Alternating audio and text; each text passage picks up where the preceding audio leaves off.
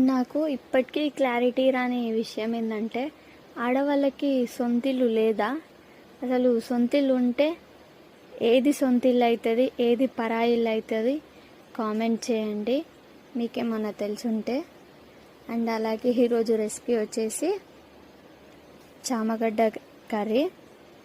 ముందుగా stove on చేసుకొని బాండి పెట్టేసుకొని అందులోకి ఆయిల్ పోసుకోండి. ఆయిల్ వేసుకున్న తర్వాత జీలకర్ర ఆవాలు వేసుకొని అవి ఫ్రై అయిన తర్వాత అందులోకి ఒక మీడియం సైజ్ ఆనియన్ కట్ చేసుకొని వేసుకోండి. ఆనియన్ ఫ్రై అయిన తర్వాత అందులోకి పసుపు అలాగే అల్లం వెల్లుల్లి పేస్ట్ వేసి బాగా కలుపుకోండి. కలుపుకున్న తర్వాత కట్ చేసి పెట్టుకున్న చామగడ్డ ముక్కల్ని వేసుకోండి. వేసుకున్న తర్వాత అందులోకి ఒక రెమ్మ కరివేపాకు అలాగే ఒక 2 మీడియం సైజ్ టమాటాలు వేసుకొని వాటిని కూడా బాగా ఫ్రై చేసుకోండి. కింద అడుగు మాడకుండా ఇలా కలుపుతూ ఫ్రై చేసుకోండి. ఫ్రై చేసుకున్న తర్వాత అందులోకి టేస్ట్కి సరిపడినంత కారం అలాగే ఉప్పు వేసుకొని ఒకసారి కలుపుకొని ఒక 5 నిమిషాలు అలానే వదిలేయండి. వదిలేసిన తర్వాత అందులోకి ఒక గ్లాస్ వరకు వాటర్ పోసుకొని ఆ చామగడ్డలు మెత్తగా ఉడికేంత వరకు ఉడికించుకోండి.